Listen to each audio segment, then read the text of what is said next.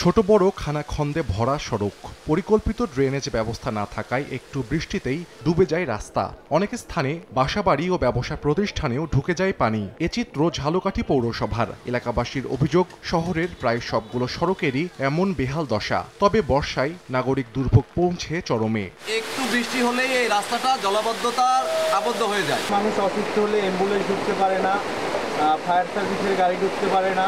রাস্তা একটু ভাঙা, রাস্তা কাটায় ডাক দিয়া কোনো বেটা চালাবার কোনো কায়দা নেই। কাঁঠালতলার রাস্তা, সিটি পার্কের রাস্তা, পৌরসভা সহকারের রাস্তা, এই রাস্তাগুলো দিয়ে মানুষ চলাচল করতে পারে না। পৌরসভার সামনের রাস্তা যদি এইরকমের হয়, এটা মানুষজন কিভাবে চলাফেরা করে? এই যাত্রী আসা যাওয়া করতে পারে না ঠিক মতন।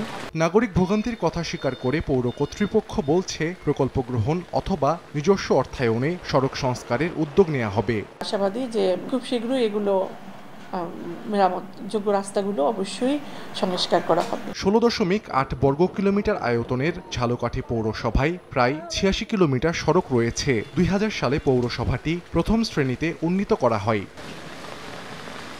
সময় সংবাদ, ঝালকাঠি।